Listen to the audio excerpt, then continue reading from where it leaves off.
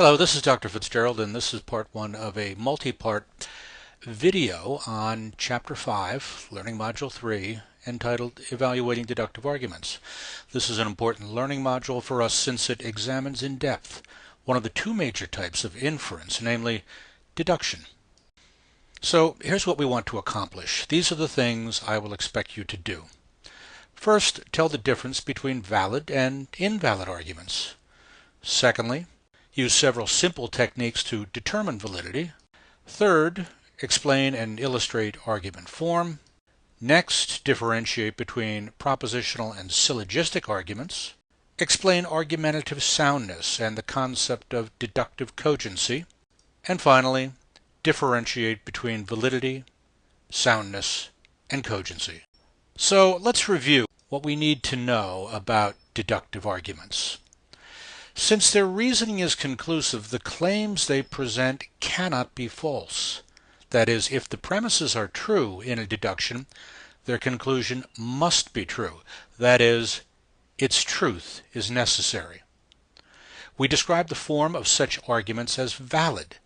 This is a technical term and we need to use it precisely.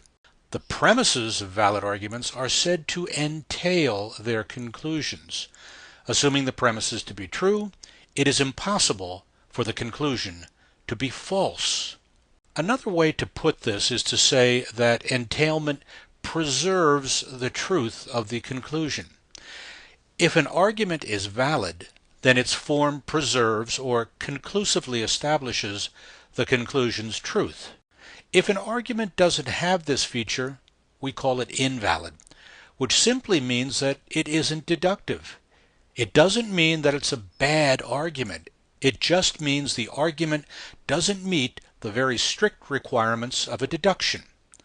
So, by this definition, the vast majority of arguments that we make, which we term inductive arguments, are technically invalid.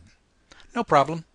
We're going to use the term valid for rigorous mathematical and philosophical arguments. So, to review, there is entailment in an argument if and only if the truth of the argument's premises guarantees the truth of its conclusion. Such an argument is valid and therefore truth-preserving. This concludes the first segment in this multi-segment presentation.